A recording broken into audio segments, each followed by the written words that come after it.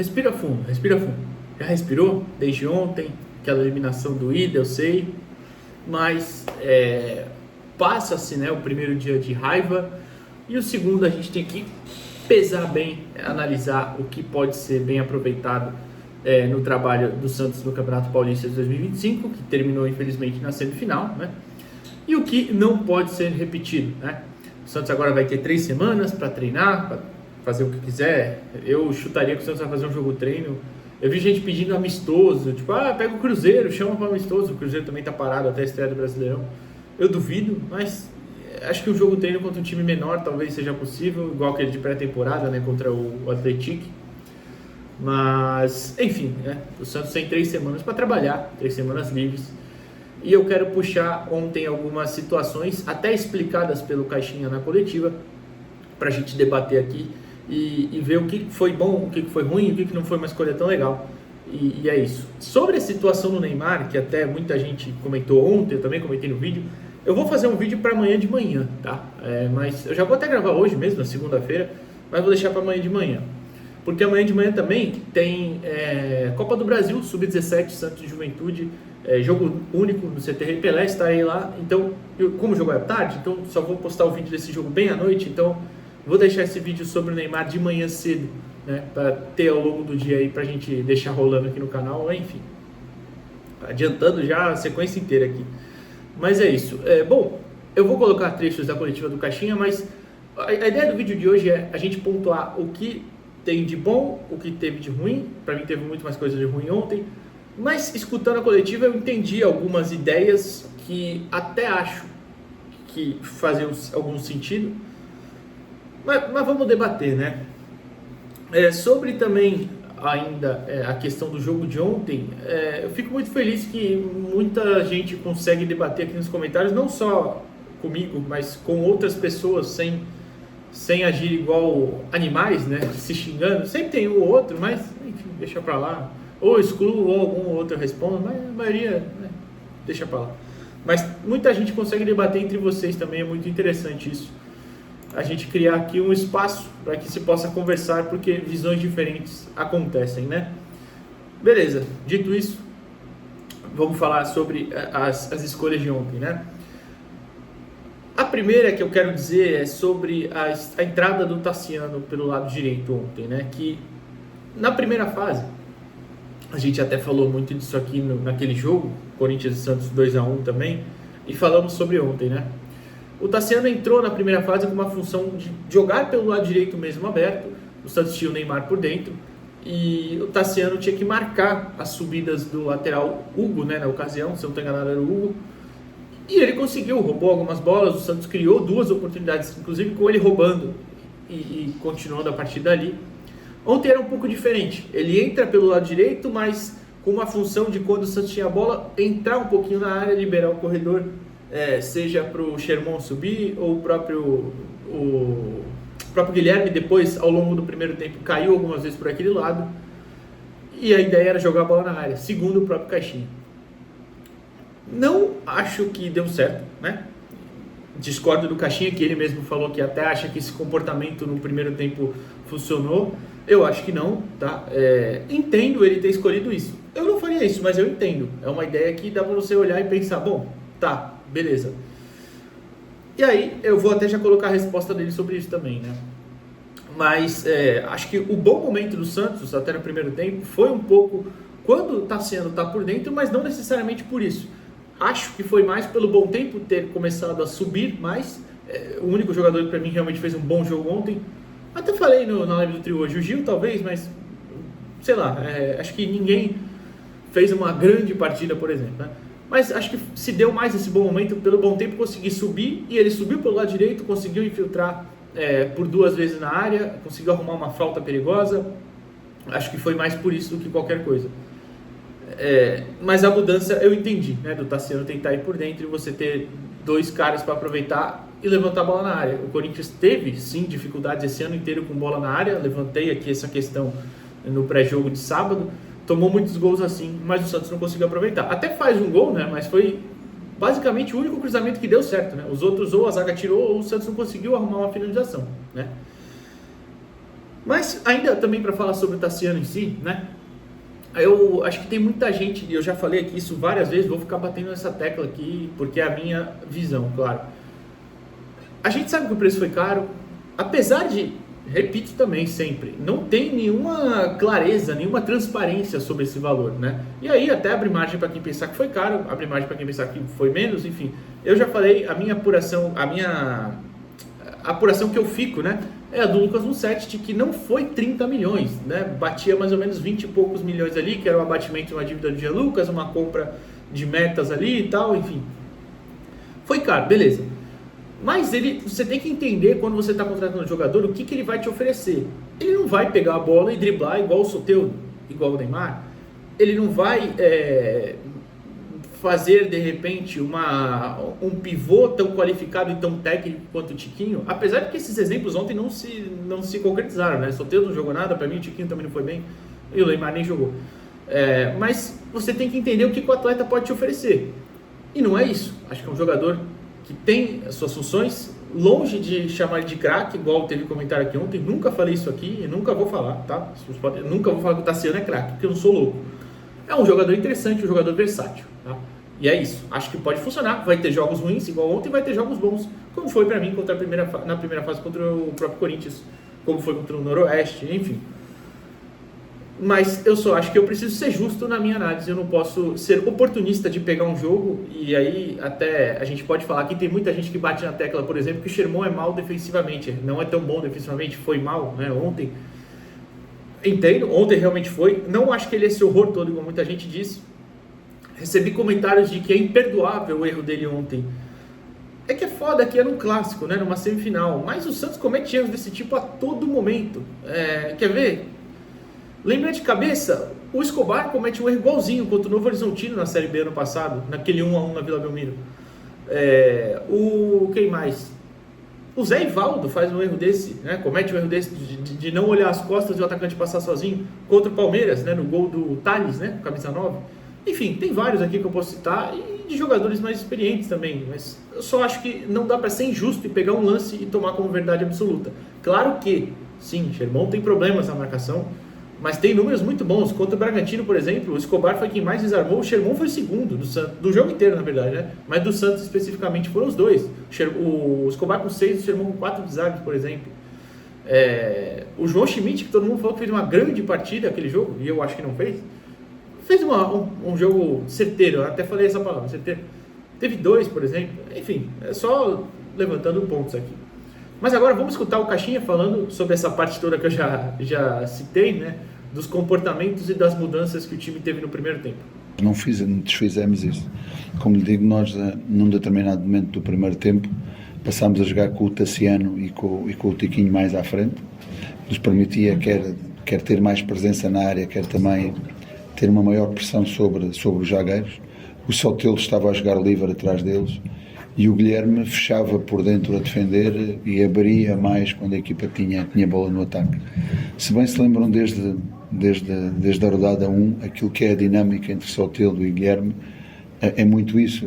Ora um está por dentro, ora o outro está por fora. Eles têm essa liberdade, têm também essa capacidade associativa e foi isso que fizemos. No intervalo nós reforçámos que queríamos continuar a jogar da mesma maneira.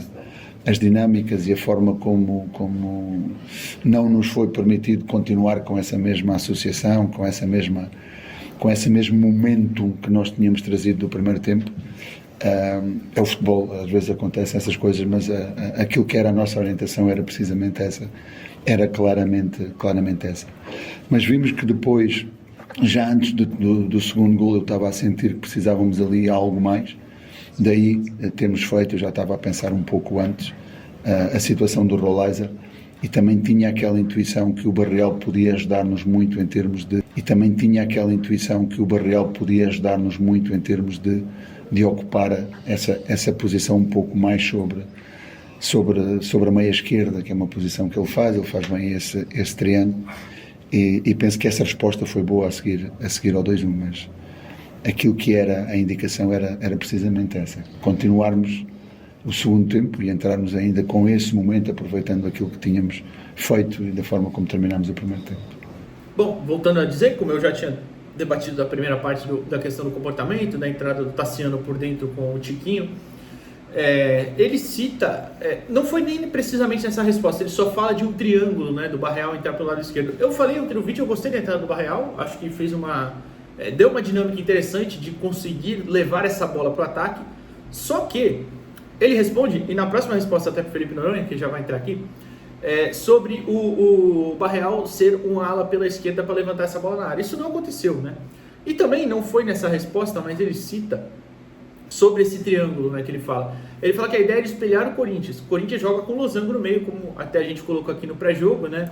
De Martínez, Carrillo, na esquerda normalmente é o Bidon, mas foi o Ranieri ontem pelo lado esquerdo, né? Esse volante, né, que é mais defensivo até, fraquíssimo, mas tudo bem. E o Garro como armador, né?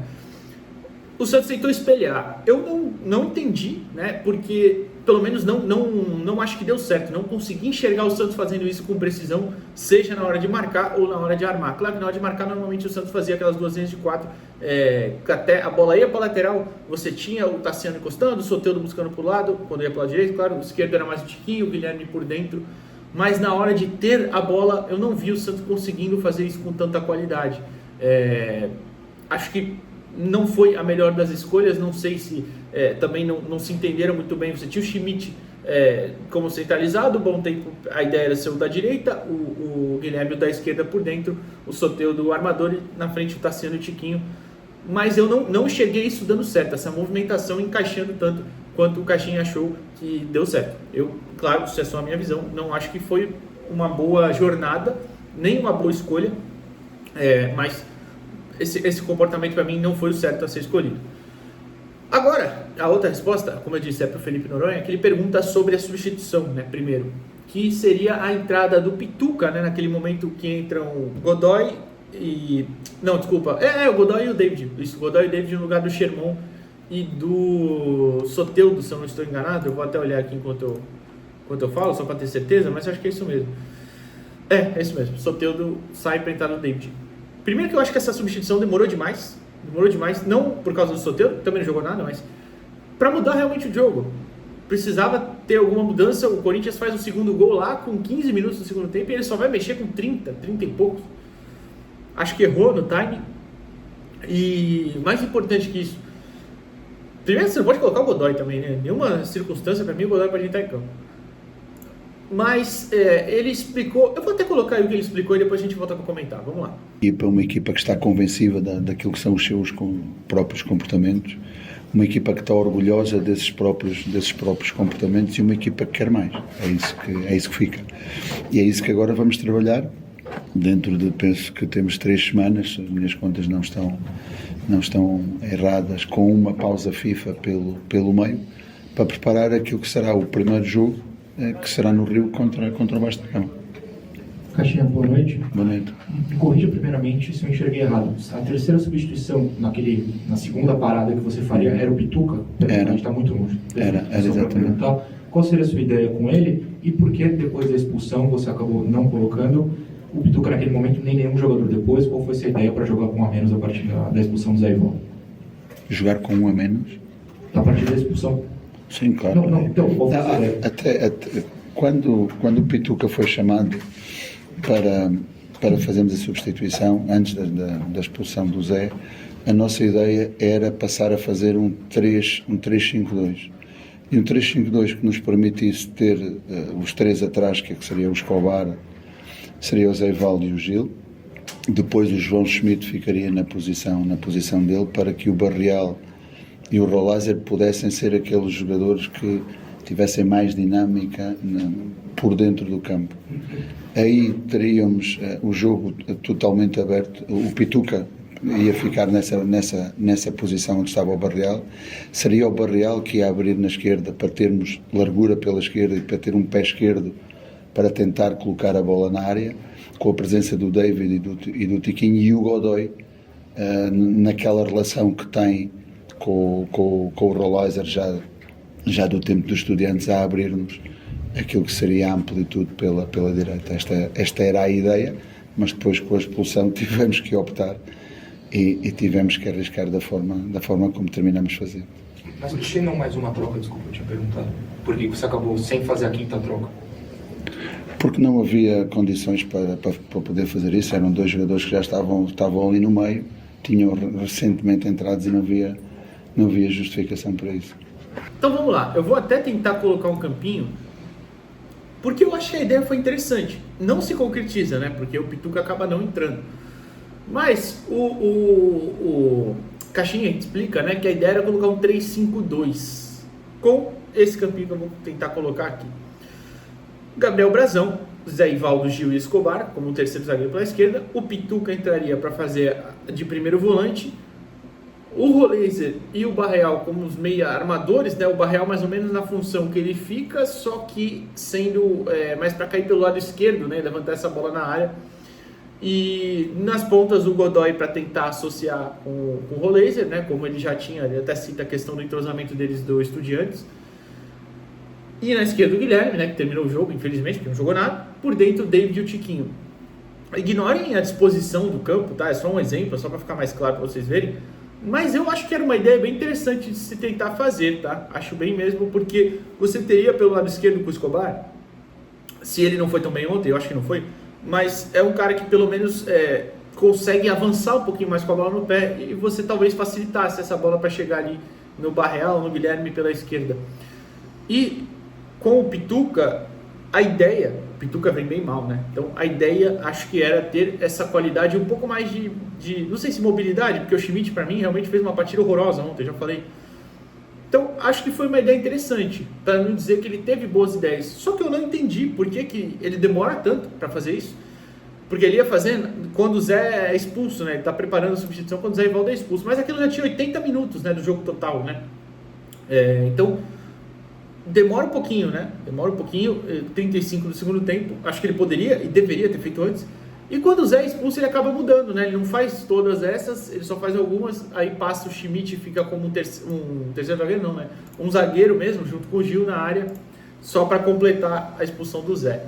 Então, acho que ele ia ter uma ideia boa, uma das poucas ideias boas que ele, né, ao longo do jogo aí teve, porque a jornada ontem foi bem ruim dele.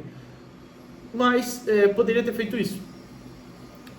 E para finalizar o vídeo, e até não dizer que eu não falei de nada bom, né? Acho que as boas escolhas de ontem, né? Por exemplo, como eu falei do Gabriel Bom Tempo, acho que é um jogador que se consolida como um titular desse time, de vez, né? Se alguém tinha alguma dúvida, ontem joga um jogo grande, muito bem, um clássico fora de casa e tal. Então, ia muito bem. O erro foi ter tirado ele, né? Para mim não precisava ter saído, não deveria ter saído. De resto, realmente uma jornada muito ruim do nosso técnico, dos nossos jogadores também, um 11 inicial muito abaixo do que eles mesmos podem produzir. E também, claro, a questão da ausência do Neymar, que a gente vai debater aqui amanhã. Enfim, o que vocês acham disso? E vamos comentar sobre isso. A gente vai ter bastante tempo, né? Infelizmente agora são 3 semanas sem jogo, mas a gente vai ter bastante tempo para debater e comentar. Fechou? Valeu, pessoal. Até a próxima.